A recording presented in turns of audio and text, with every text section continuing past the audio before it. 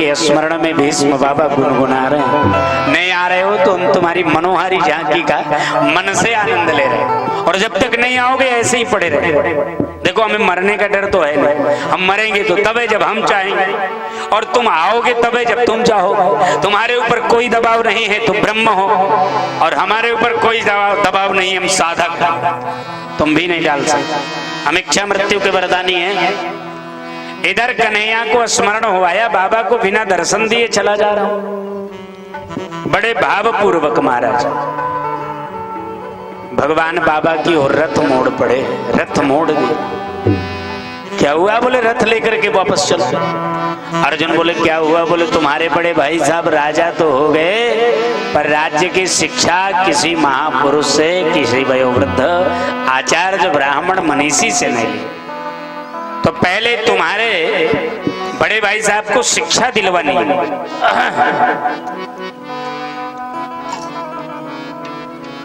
और जो शिक्षा दिलवानी है ये भाव रखा, तो लेकर के पांडवादिक निवेदन करने लगे। महाराज शिक्षा तो केवल और केवल कृष्ण ही दे सकते हैं, दूसरा तो दे नहीं सकता महाराज। तो कृष्ण ने कहा हम तुम्हें शिक्षा नहीं दे सकते, इसलिए कि तुम हमारे मानदान हो और तुम्हारा हमारे प्रति वात्सल्य भाव है। शिक्षा उपदेशक के प्रति गुरुत्व का भाव होना जरूरी है। यदि उपदेशक के प्रति गुरुत्व का भाव ना हो तो चाहे जितना बड़ा उपदेश हो जाए, पर वो आपकी समझ में नहीं आएगा, इसलिए कि आपका मन तो उसे बच्चा ही मान रहा है ना। तो कुंती, युधिष्ठिर आदि कृष्ण को बच्चा मानते हैं, इसलिए कन्हैया ने कहा बाबा के पास चलो, बाबा तुम्हें समझाएंगे। और वयोवृद्ध की वाणी का असर ज्यादा होता है, व्यासपीठ की वाणी का असर ज्यादा होता है, गुरु की वाणी का असर ज्यादा होता है, वै की वाणी का असर ज्यादा होता है। तो बाबा समझाएंगे, बाबा के पास चलो। और जो चले तो कन्हैया को लगा बाबा से ये सब उपदेश ग्रहण करेंगे और हम चुपके से दर्शन दे देंगे, हमारा काम हो, मतलब इतना। और जो ही महाराज बाबा की ओर चले, इधर बाबा बिल्कुल अधीर से शांत पड़े हैं। तब तक पहरेदारों ने कहा कोई सेना आ रही है, धूल बहुत उड़ रही, कोई सेना आ रही है। जानते हो भीष्म बाबा ने कहा कनुआ आ रहा हो, वैसे बिना दर्शन दिए जाएगा नहीं, वो बिना दर्शन दिए जा नहीं सकता। कन्हैया आ रहा होगा। इधर सब चले आ रहे हैं, तो भीम कह रहे हैं कि हमको तो बाबा बड़ा प्रेम करते थे भाई, हम तो बाबा के कांधे पर चढ़ के ही घूमते थे। युधिष्ठिर बोले हम तो बाबा के सामने पैदा भये, बाबा के द्वारा ही पाले गए, बाबा का हमारे प्रति बड़ा स्नेह है। कन्हैया धीरे से बोले स्नेह तो हमारे प्रति भी बहुत है। तो अर्जुन बोले बस करो, ज्यादा मत बोलो, तुम कोई उनके खास रिश्तेदार नहीं हो जो तुम्हारे प्रति स्नेह होगा, कोई खास रिश्तेदार नहीं। भगवान बोले चलो वही पता चल जाएगा। और जो भगवान के सामने पांचों पांडव पहुंचे ना, जैसे ही पहुंचे तो सब तो भाई सामने से घेर लिए, घर वाले हैं, परिवार वाले हैं, मरे गिरे घर वाले ऐसे घेर लेते हैं कि महाराज मरे गिरे घर वाले ऐसे खोज घेर लेते हैं कि अगर कोई बाहरी मिलना हो, चाहे जितना बड़ा प्रेम हो, तुम परिवार के नहीं हो, बाहर चलो, चाहे तर जाए वो नहीं के पानी दे, क्योंकि आत्मा तो वो नहीं मिला गए, लेकिन परिवार वाले जीते न करे राधा, मरे करे हाँ, जियत चाहे एक लोटा पानी न दे, पर मरे के जो नहीं इज्जत बचावे के बरे। न जाने कितनी बड़ी श्राद्ध कही नहीं है, न जाने कितना बड़ा काम कही नहीं है, जियत चाहे दुआरे पे भैया भैया बोलावत रहे, सुनबई न करे, ये स्थिति। और महाराज आज जो पांडव सामने खड़े हो गए और परिवार पूरा खड़ा है, भीष्म बाबा ने धीरे से पूछा अर्जुन, कन्हैया बिल्कुल सिर की ओर जाके खड़े हो गए, हाथ जोड़े। अरे भाई ये परिवार वाले जगह देते नहीं, इधर खड़े हो जा रहे। और ये भी तो देखना है कि किसको ज्यादा चाहते हैं। भगवान की एक चाल थी, अचानक भगवान द्वारिकाधीश ने, कृष्ण कन्हैया ने निवेदन किया मैं इधर खड़ा हो जाता हूँ। पांडव बोले हाँ वहीं खड़े रहो, कोई तुम्हारा इधर काम नहीं है। इधर सब घर परिवार वालों का काम। इतने में भीष्म बाबा ने जानते हो क्या कहा हो, कंधेरुआ नरेश, ए अर्जुन, क्या तेरा सारथी नहीं है? अर्जुन बता पाते कि पीछे खड़े हैं, इतने में वो इतना भगवान मौका देते हैं का अपने चाहने वालों को। और ऐसे पूरा भीड़ को फाड़ते हुए चीरते हुए सामने आके खड़े हुए। दादाजी प्रणाम, हम इधर खड़े हो गए थे, जगह कम थी। भीष्म बाबा ने थोड़ी आंख दिखाई, अब हिलना डोलना तो है नहीं, तो धीरे से आंख दिखाई, और जो आंख दिखाई इशारा किया मानो कि आए हो तो सामने खड़े हो, ये दाएं बाएं क्या लगा रखा है? आए हो तो सामने खड़े हो, इधर उधर कहां आगे पीछे सीधे नहीं खड़े हो, जानते हो तुम्हारा इंतजार हो रहा है। भगवान धीरे से बोले, बताइए क्या इच्छा है? भीष्म बाबा ने कहा, इच्छा थी कि जब आप आओगे तब शरीर छोड़ूंगा।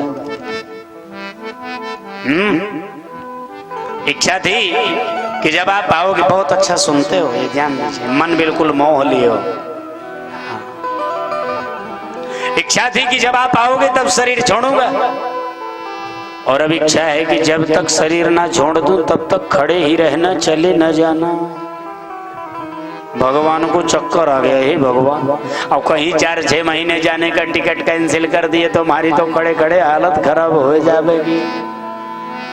भगवान ने पूरे परिवारी जनों को कहा, बैठ जाओ।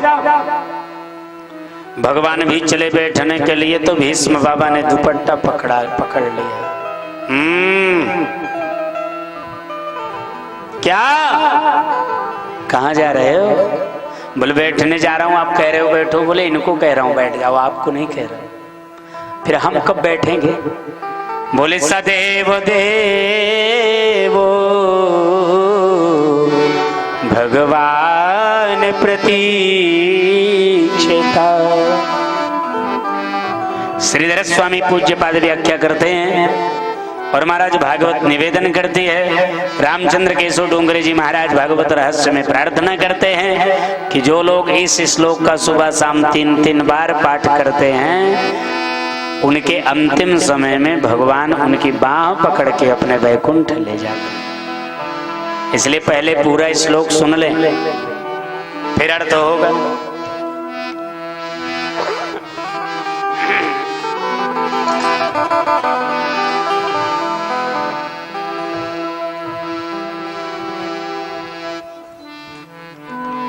सदैव देवो भगवान प्रतीक्षिता।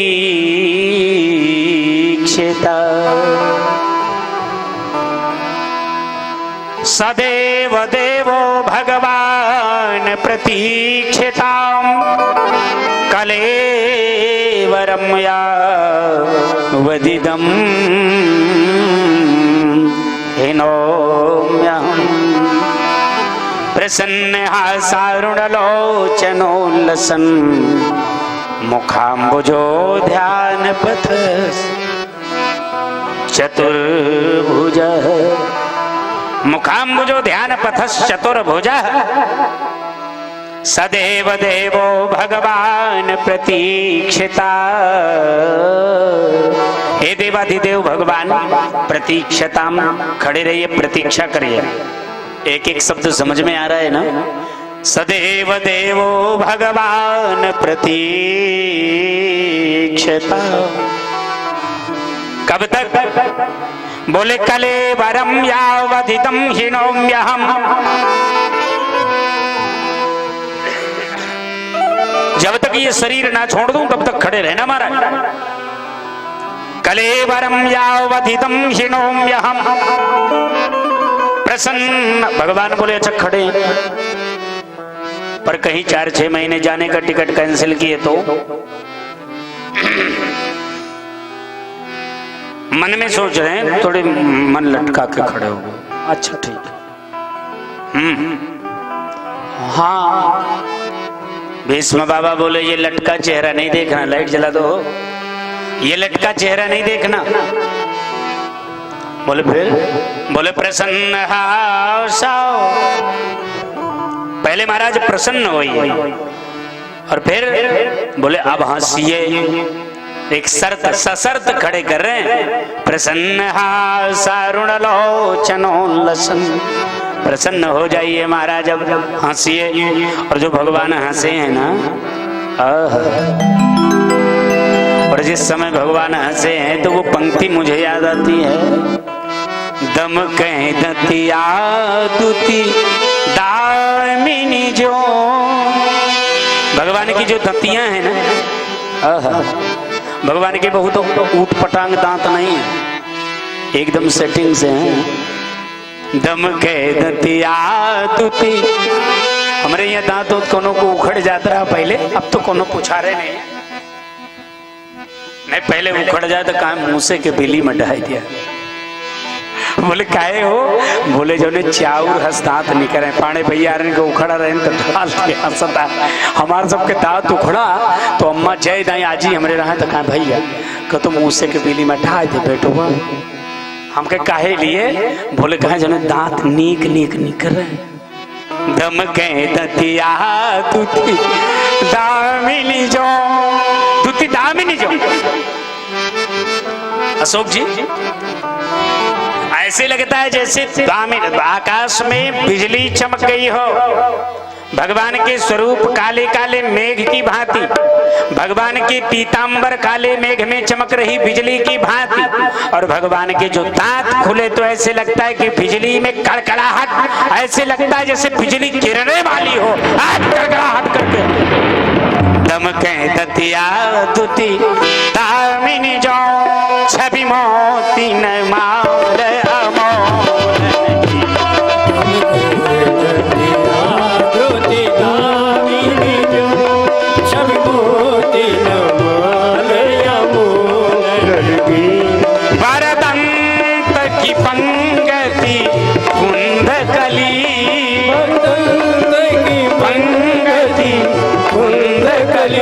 वरदंत की पंगति कुंद कली।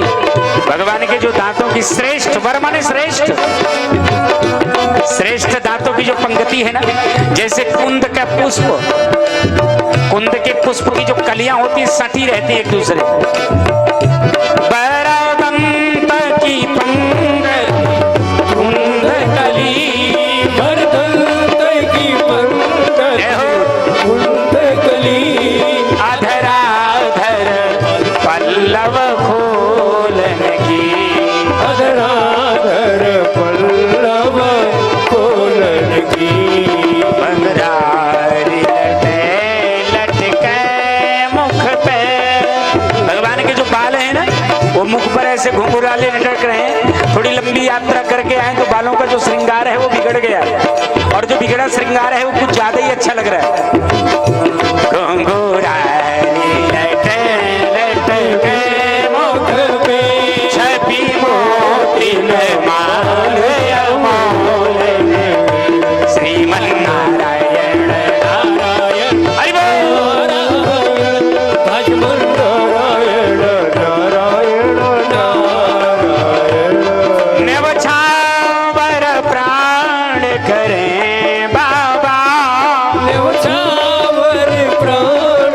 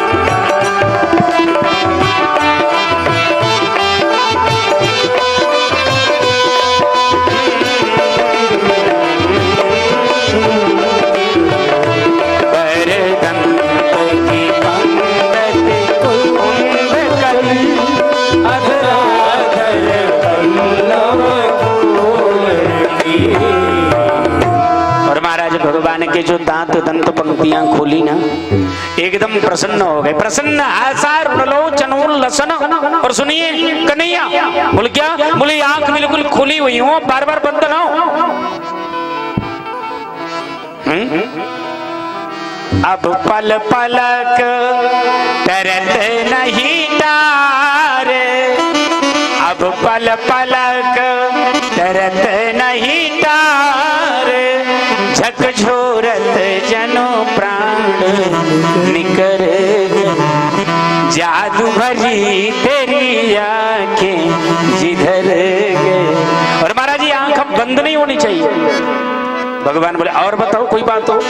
बोले मुखाम भुजो, मुख महाराज मुख कमल मिलन लोचनम नीरदाभम। मुखाम भुजो, मुख बिल्कुल कमल की भांति प्रस्फुटित हो,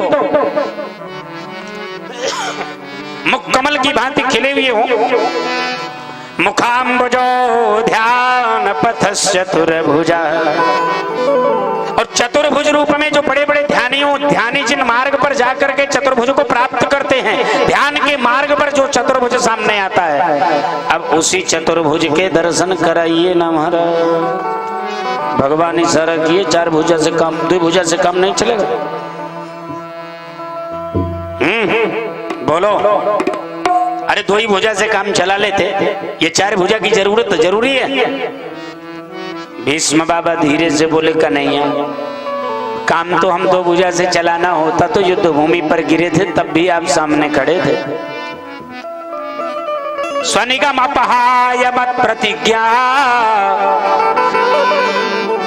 मेरी प्रतिज्ञा को पूरा करने के लिए अपनी निगमता को अपहाय तिलांजलि दे करके, निगम माने नारायण वेद, अभी शुरू में निगम शब्द आया था ना, निगम कल्पतरोड़, नितराम गमयति बोधयेत् स निगमो वेदा, वेदो नारायणो साक्षात्। स्वनिगम अपहाय मत प्रतिज्ञा, युधि कर तुम दो रथोत्तरीय। रथ से उतर के महाराज हमारी प्रतिज्ञा को पूर्ण करने के लिए भी तो आप आए थे, तभी तो हम गिरे थे।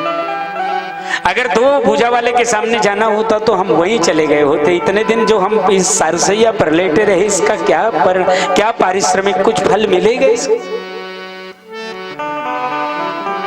भगवान ने बोले कहा हम दो भुजा में अच्छे नहीं लगते हैं? बोले बहुत अच्छे लगते हो, प्यार तो हमारा आपसे दो भुजा में ही हुआ, तो फिर चार भुजा क्यों जरूरी है? चार भुजा की क्या आवश्यकता है? जानते हो कन्हैया धीरे से बोले चार भुजा की क्या आवश्यकता है? भीष्म बोले यहो सब जान जाएंगे जौने के दुअरवा झाड़ू लगाए। हाँ, अरे जिनका अन्न खाए हो, जिनका महाराज पूरी प्रसाद खूब चकाचक माल छाने हो, जिनका रथ हाँके हो, जिनके घोड़ों के पांव दबाए हो, जिनके यहाँ झाड़ू लगाए हो, जिनके यहाँ रात दिन रथ हाँके हो, सारथी बने हो, यहू तो जान जाएंगे कि आप कौन हो। भगवान ऐसे झटका ये सब जानते हैं। भीष्म बाबा बोले अर्जुन तुम्हारा सबसे खास अर्जुन है तो है? हाँ। बोला जरा अर्जुन है? हाँ बाबा। बाबा बताओ सेवा बताओ। बोले जानते हो इसको कौन? अर्जुन बोले ये हमारे बुआ के लड़के, महाराज मामा के लड़के, और रिश्ते में हमारे साले लगते हैं। कन्हैया की ओर भीष्म ने देखा, बोले यही जानते हैं। एक बार इनको ये तो बता दो कि तुम कौन हो, नहीं इनको अपने विजय का अभिमान रहेगा। कृष्ण विजय सखे रतिरस्तु में नवद्या। हे विजय सखे, हे कृष्ण, त्वत्पादुके अविरतम त्वय्ये चरन्ति। आपके चरणों में निरंतर लगे रहने वाले, आपके चरणों की सेवा में निरंतर बने रहने वाले, और इनको अंतिम समय में आप ये नहीं बताना चाहते कि आप कौन हो।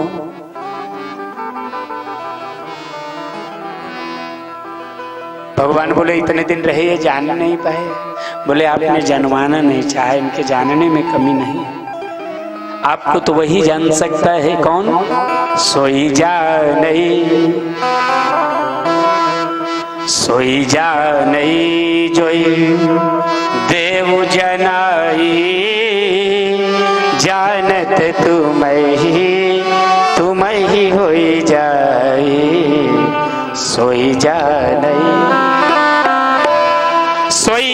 जानई जोई देव जनाई, जानत तुम ही हो जा।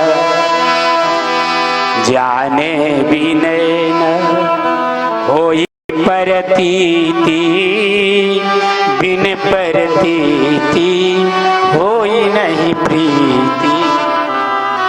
बिना जाने महाराज प्रतीति नहीं, बिना प्रतीति के प्रीति नहीं, और प्रीति के बिना प्रीति बिना नहीं भगति दृढ़ाई। जिमि खगेश जल कै चिकनाई। प्रीति के बिना भक्ति हो ही नहीं सकती। प्रीति बिना नहीं भगति दृढ़ाई। जिमि खगेश जल कै चिकनाई। राम ही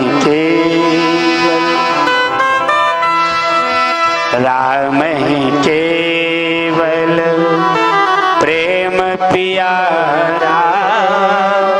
जानी ले वो जो जान निहारा। राम केवल प्रेम प्यारा। जानी ले वो जो जान निहारा। राम केवल कलियुग केवल हरि गुण गाओ। कलियुग केवल हरि गुण गाना। कलियुग केवल हरि गुण गाओ। सुमिरि सुमिरि नर पावै भाव। कलियुग केवल श्री राम जय राम जय जय राम। श्री राम जय राम जय जय राम। राम केवल राम केवल राम केवल। महाराज भीष्म बाबा के सामने भगवान न चाहते हुए भी चतुर्भुज स्वरूप में आविर्भूत हो गए, प्रकट हो गए। भीष्म बाबा के नेत्र बिल्कुल खुले हुए थे। देखते देखते देखते अचानक आंख बंद कर लिया बाबा ने। और जो आंख बंद कर लिया ना, भगवान बोले हम अच्छे नहीं लग रहे हैं क्या जो आंख बंद कर लिए?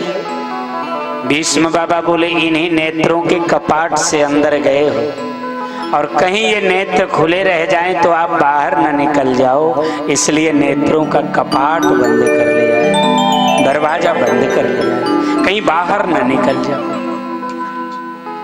भगवान पांचों पांडवों को बुलाए और भीष्म बाबा ने पांचों पांडवों को उपदेश दिया। दान धर्मान, मोक्ष धर्मान, स्त्री धर्मान, भगवत धर्मान, विधवा धर्मान, राज्य धर्मान, समास व्यास योगतः। समास और व्यास विधा से महाराज राज्य के धर्म को, राजा का कैसा धर्म हो, दान का कैसा धर्म है, एक स्त्री के साथ एक किसी पुरुष का, वीर का क्या कर्तव्य है, एक विधवा के साथ समाज के किसी विशेष व्यक्ति का क्या धर्म होता है, घर के मालिक का क्या कर्तव्य होता है, एक स्त्री के साथ एक विधवा के साथ, ये सब बड़े विधान पूर्वक।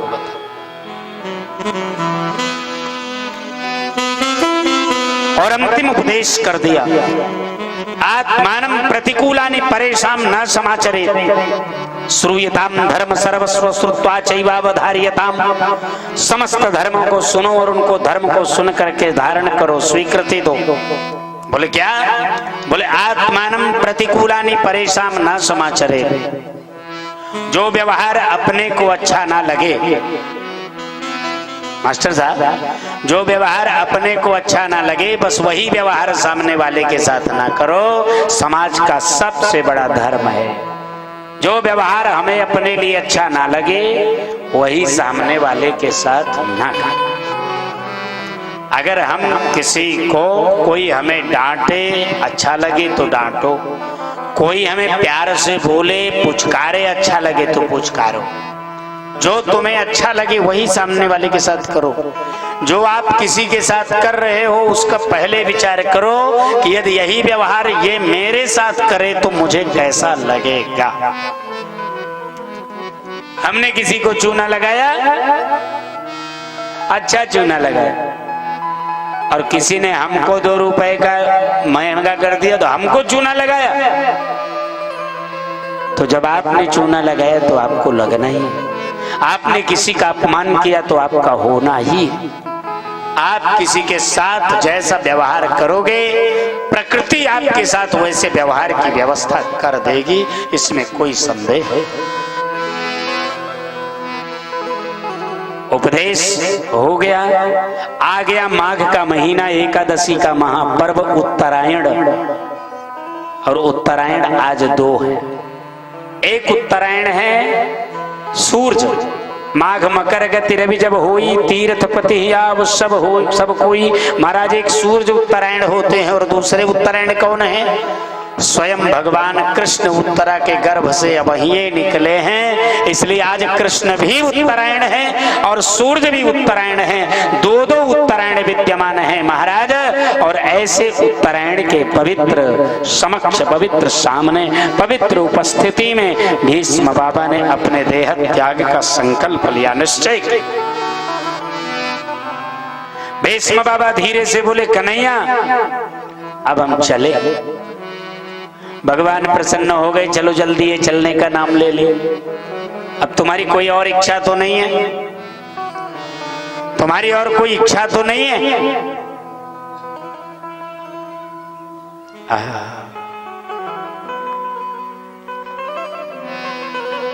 तुम्हारी कोई और इच्छा तो नहीं है? भीष्म बाबा ने कहा, इच्छा थी कि बिटिया का हाथ पीला हो जाए तब जाओ, कन्यादान कर लूं तब जाऊं, क्योंकि कन्यादान के बगैर तो जीवन अधूरा रहता है। कन्हैया कुल चक्कर आ गया, अब कन्यादान करोगे तो वर खोजोगे, परीक्षा करोगे, तिलक चढ़ाओगे, विवाह करोगे तब जाओगे, हमारी तो खड़े खड़े हालत खराब हो जाएगी। भगवान कन्हैया ने धीरे से पूछा, ब्याह तो तुम्हारे ही नहीं हुई है, ये कन्या कहां से आ गई? बिना ब्याह के ये बिटिया आई तो कहां से आई? भीष्म बाबा धीरे से बोले, इतिमति रूप कल्पिता वितृष्णा भगवती सात्वत पुंगवे विभूमि। मेरी बुद्धि रूपी कल्पनात्मक बिटिया है, मति उपकल्पिता वितृष्णा। मेरी बुद्धि रूपी कल्पनात्मक बिटिया है। महाराज नाम क्या है? बोले वितृष्णा नाम। और संसार में ऐसा कोई दिखता नहीं जिसको तृष्णा ना हो। अरे भाई कोई ऐसा है जिसको तृष्णा ना हो? कोई ऐसा नहीं है। किसी को पुत्र तृष्णा है, किसी को वित्त तृष्णा है, किसी को लोक तृष्णा है। समाज में ख्याति चाहिए, बेटा चाहिए, धन चाहिए, नाम चाहिए, बस महाराज और कुछ नहीं चाहिए, हमका भगवान मिल जाए बस। तो भगवान की चाहत तो है ही ना। और मेरी बुद्धि ऐसी है जो भगवान को भी नहीं चाहती, बिल्कुल वितृष्णा है, और उसके विवाह खोज रहा हूं मेरी बुद्धि रूपी बिटिया का। भगवान बोले बर खोजे हो? बोले बर है तो, पर बर के पहले बहुत ब्याह हो चुके। भगवान के 16,108 विवाह हो चुके थे ना। भगवान बोले बर के पहले ही बहुत विवाह हो चुके हैं। भीष्म बाबा कह रहे हैं। बोले तो कितने? 2, 4, 6? बोले हजारों की संख्या में। भगवान को लगा हमको तो नहीं कह रहा, मैं बुढ़ाई में एक और सौंप दे। हाँ, हम तो पहले ही 16,108 से ब्याह किए बैठे। भीष्म बाबा से भगवान बोले बर कैसा है? बोले परम बरेण्यम। बर तो महाराज बरों में सर्वश्रेष्ठ है। बरम बरेण्यम, बर तो महाराज संसार में सर्वश्रेष्ठ है। 14 भुवन में एक उपतीय है।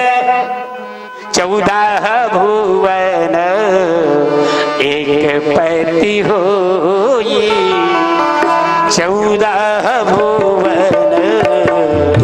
एक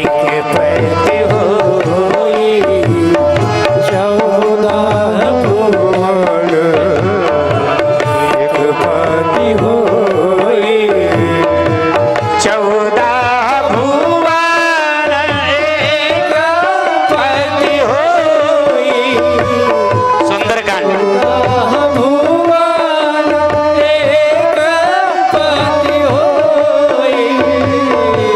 भूत द्रोही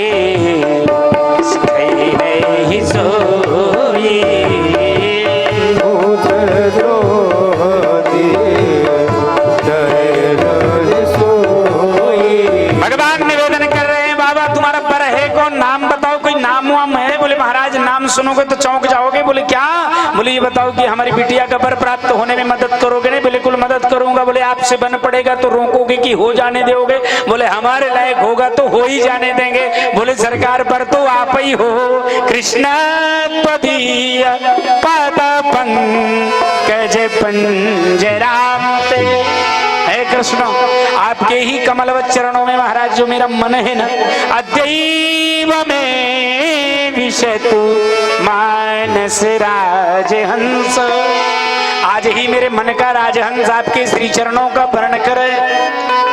भगवान बोले अच्छा तो अपने मन को हमारा बनाना चाहते हो? बोले सरकार आपके अलावा किसी का बना ही नहीं पाएगा। वो दुनिया में अगर किसी का बन पाता तो अब तक हजारों लोग हमारे मन को अपना बनाना चाहे, पर महाराज मेरे मन ने आपके अलावा किसी का वर्ण किया ही नहीं।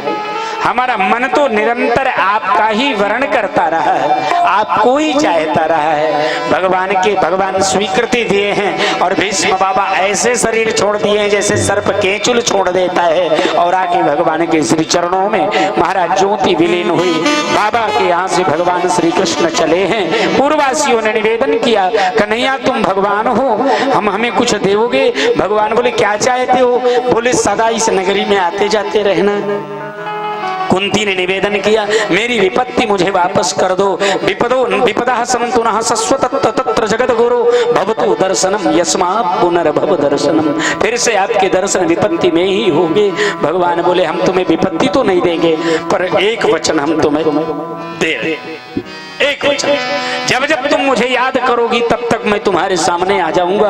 भगवान फिर से बोले महाराज युधिष्ठिर जी कब आओगे? बोले जब तुम्हारे यहाँ नाती होगा, अर्थात उत्तरा के जब बेटा होगा तब आऊंगा। समय आने पर उत्तरा के बेटे के महाराज बरहों संस्कार में भगवान आए और भगवान ने इस बालक का नाम परिताहि क्षत दृश्यति इति परीक्षित नाम रखा। और जब परीक्षित बड़े भय और भगवान वैकुंठ चले गए तो पांडवों ने परीक्षित को राज्य दे करके स्वतः भी गोलोक धाम की तैयारी किया। और एक दिन परीक्षित घनघोर जंगल में राजा बने घूम रहे थे और एक काला कलूटा पुरुष एक बैल को पीटता हुआ चला रहा था। परीक्षित ने पूछ लिया उस बैल से, और पार्श्व में गैया रंभा रही थी, आंसू बहा रही थी। गैया से पूछ लिया हे गौ माता आप कौन हैं? और हे बैल देवता वृषभ देव एक पैर पर चलने वाले, आप कोई सामान्य तो नहीं हो? तो बैल ने कहा महाराज मैं धर्म हूँ। बोले ये जो कौन तुम्हें दंड दे रहा है वो कौन है? महाराज वृषभ देव बोले व्यक्ति अपने कर्मों का दंड पाता है, अपने कर्तव्यों का, ग्रह दशा का। भगवान ही कहते हैं जो सुख और दुख देते हैं वो देते हैं। तो भगवान को इस दंड का भागी बनाऊं कि कर्म को इस दंड का भागी बनाऊं कि इस काले कलूटे पुरुष को बनाऊं? तो महाराज समझ गए तुम कौन हो बताओ, आप कोई सामान्य नहीं हो। बोले हम धर्म हैं। बोले ये कौन है? बोले ये कलयुग है। कलयुग एक पैर पर चलने वाले धर्म को पीट रहा है महाराज आपके राज्य में। परीक्षित ने धनुष निकाल लिया और कलयुग ने निवेदन किया। परीक्षित ने पर कलयुग को 4 स्थान दिए जहां महाराज शराबी शराब पीते हो वहां रहना, जहां जुआरी जुआ खेलते हो, जहां गांव का कचरा फेंका जाता हो, और जहां महाराज कुमार की देवियां रहती हो वहां रहे।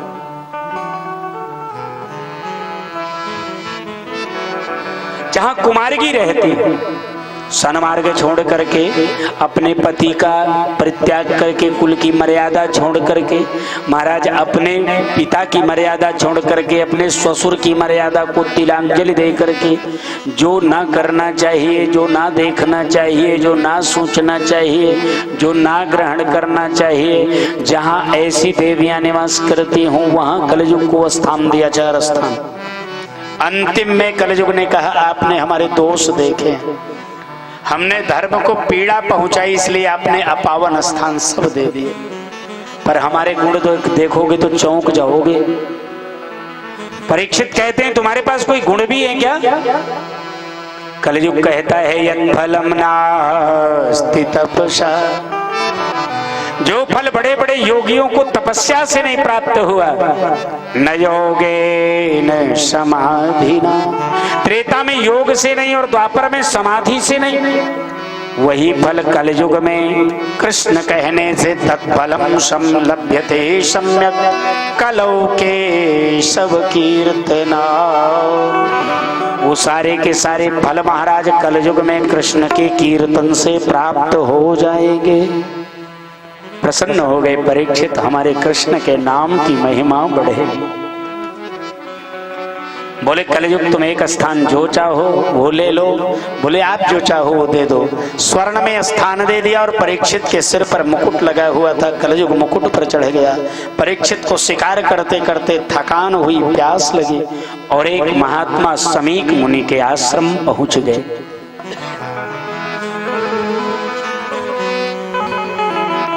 समीक मुनि के आश्रम परीक्षित पहुंचे और समीक मुनि उस समय प्राणायाम कर रहे थे। प्राणायाम परम बलम, किसी भी विद्वान का, योगी का, साधक का अभ्यास जितना अधिक प्राणायाम पर होगा, जितना अधिक, वो चाहे वैज्ञानिक विधा से देख लीजिए और चाहे आध्यात्मिक विधा से। हालांकि प्राणायाम की साधना कठिन है, पर जिस किसी भी योगी की जितनी अधिक प्राणायाम पर अभ्यास की स्थिति होगी, वो अपने लक्ष्य को पाने में उतना अधिक सफल होगा महाराज, उतना अधिक सफल हो। और आज प्राणायाम के लिए बैठे हुए, प्राणायाम करते हुए समीक मुनि के सामने पहुंच करके परीक्षित ने जल मांगा, पानी पिलाओ। हे महात्मा तो प्राणायाम में लीन थे, पानी पिलाए नहीं। परीक्षित पैर पटकते हुए पीछे आ रहे। जब कोई व्यक्ति साधु से, संत से, महात्मा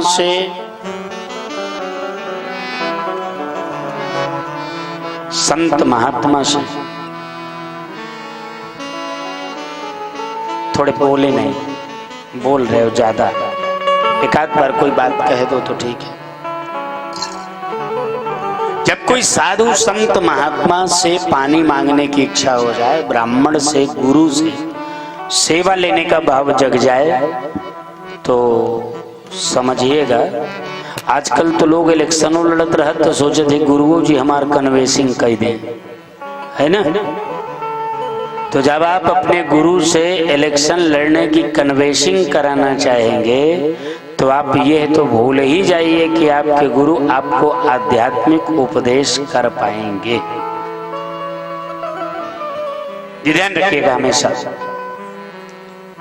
आजकल लोग चाहते हैं कि हम अपने गुरु से कितना काम ले लें, कितनी सेवा ले लें, साधु से कितनी सेवा ले लें। साधु महात्मा के यहाँ लोग पहुंचते हैं, कसो बाबा, इस भाव से आपको तो मालूम नहीं है कि साधु की कितनी क्षमता है। आजकल तो आपने अपने देखने का नजरिया बदल दिया है ना। जो ज्यादा लाल पीला पहने होगा, जो ज्यादा बड़ी गाड़ी से चल रहा होगा, जो ज्यादा अपने को बड़ा महात्मा, जो ज्यादा छत्र चंवर लगाए होगा, आप उसी को ज्यादा बड़ा गुरु मान लेंगे। क्योंकि आपकी आंखों में विद्वान को, संत को पहचानने की क्षमता नष्ट हो गई है। आप कामांध, क्रोधांध, विषयांध हो गए हो। और आंधर को कहीं सही चीज दिखाई पड़ेगी? बोलिए। जो कामांध है, जो विषयांध है, जो मदांध है, जो बलांध है, रूपांध है, उसको कहीं भगवान को जानने की, गुरु को पहचानने की, संत को जानने की क्षमता प्राप्त होगी क्या? उसके बस का नहीं है जान पाना।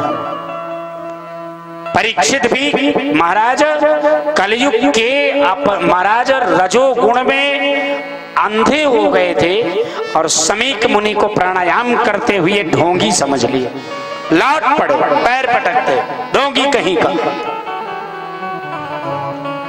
परिणाम जानते हैं क्या? रास्ते में मरा हुआ सर्प पड़ा था और ले आकर के परीक्षित ने उसको समीक मुनि के गले में डाल दिया। उसके बेटे ने सुना कि समीक हमारे पिता के गले में मरे हुए सर्प को डाल दिया। उसने निवेदन कर दिया, इत लंघई तुम्हारे आदम तक्षको सप्तमेन्हि दक्षन्ति अस्म कुलांगारम च उदितो ब्रह्मवादिना। मैं ब्रह्मवादी ब्राह्मण आज श्राप देता हूं कि जिसने मेरे पिता के गले में मरे हुए सर्प को डाला है वो आज के सप्तम दिवस में तक्षक नाग द्वारा डसा जाएगा। और जो श्राप का जल डाला महाराज भूमिकंपायमान हो गई, कांप गई पृथ्वी। क्योंकि भूपति को जब श्राप होगा तो भूमि को जरूर चोट पहुंचेगी, वो भी एक सात्विक राजा। आज पहली बार इस राजा से गलती हुई है। समीक मुनि बोले किसको श्राप दे दिया? बोले जिसने आपके गले में मरे हुए सर्प को ध्यान दिया समीक मुनि ने, अरे राम राम राम राम राम राम राम राम, जिस राजा की रक्षा मेरे प्रभु ने गर्भ में जाकर के किया उसी राजा को तुमने श्राप दे दिया। जाओ जल्दी संदेश दो। और परीक्षित घर पहुंचते पहुंचते परीक्षित के यहाँ महात्मा पहुंच गए। संदेश प्राप्त हुआ कि तुमको 7 दिन में मरने का श्राप है। परीक्षित भागे भागे, आधी धोती पहने आधी ओढ़े, और महाराज भाग करके सीधे पहुंचे हैं सुखपाल में, गंगा जी में जाकर के गंगा को प्रणाम किया है, गंगा की लहरों में तर्पण किया है, गंगा की लहरों में अपने मंगल को खोजना शुरू किया है। स्नान कर रहे हैं, तर्पण किया, और तर्पण करके बड़े दुखी मन से जो बाहर निकले तो सीढ़ियों से ऊपर जो चढ़े, सीढ़ियां बनी हुई है ना, सीढ़ियों से ऊपर जो चढ़े तो सामने महात्माओं का झुंड लगा है। और महात्माओं ने परीक्षित को देखा तो महात्मा रोने लगे। परीक्षित ने पूछा क्यों रो रहे हो? बोले आपको बड़ी छोटी सी अवस्था में श्राप हो गया। परीक्षित निवेदन करते हैं महात्मन, श्राप तो तब तक था जब तक आप नहीं आए थे, आपके आ जाने मात्र से श्राप भी अनुग्रह में बदल गया। अब मुझे श्राप की चिंता नहीं है, आप जैसे महात्मा सामने खड़े हैं। अब आप केवल यह बताएं कि 7 दिन में मरने वाले का मोक्ष हो सकता है क्या? महात्मा बोले हमारे पास 7 दिन में मरने वाले के मोक्ष का तो कोई साधन नहीं है। पीछे से सुखदेव जी चले आ रहे हैं और गंगा जी की लहरें सुखदेव जी का स्वागत कर रही हैं। परीक्षित ने सुखदेव जी को देखा है, अहो तेजा ब्राह्मणा नाम, ये ब्राह्मण का तेज है। दौड़ करके महाराज सुखदेव जी को प्रणाम किया और पूछ बैठे 7 दिन में मरने वाले का मोक्ष हो सकता है क्या? सुखदेव जी बोले खड्वांगो नाम राजर्षि मुहूर्तार्धम विमुच्यते तवाप्ये तर्हि कौरव्य सप्ताहम जीवतावधि। 1 सप्ताह जीने वाले आधा मुहूर्त काफी है मुक्ति के लिए, और तुम सप्ताह भर का जीवन पाए फिर भी घबरा रहे हो। परीक्षित लिया करके श्रीमान सुखदेव स्वामी को उच्चासन पर विराजमान करवाते हैं। नारद जी प्रार्थना करते हैं जल्दी पैर धुलो, परात में वरण करो, नहीं तो चले जाएंगे। ये सगोदोहन मात्र में ही गृहे सुगृहे दैधिनाम, ये गोदोहन से ज्यादा एक गृहस्थी की यहाँ रुकती नहीं, जल्दी करो, जल्दी स्वागत करो। महाराज पैर धुला, तिलक किया और माला पहनाई, और श्रीमान सुखदेव स्वामी से परीक्षित ने निवेदन किया है महाराज अब कथा कहिए। सुखदेव स्वामी कथा सुनाने को बैठे हैं और परीक्षित जी महाराज कथा सुनने के लिए आर्तनाद करते हुए चरणों में आपकी तरीके विद्यमान हैं। सुखदेव स्वामी बोले हैं राजन आज शाम हो गई है, समय पूर्ण हो गया है, आगे की कथा कल 2:30 बजे से प्रारंभ होगी। आप सब अधिक से अधिक संख्या में पदार्पण करें और कथा का दिव्य आनंद कल के प्रसंग का लेवें, और 2 बार भगवान श्री ठाकुर जी का नाम लेते हुए आरती के दिव्य स्तुति की ओर बढ़े। गोविंद हरे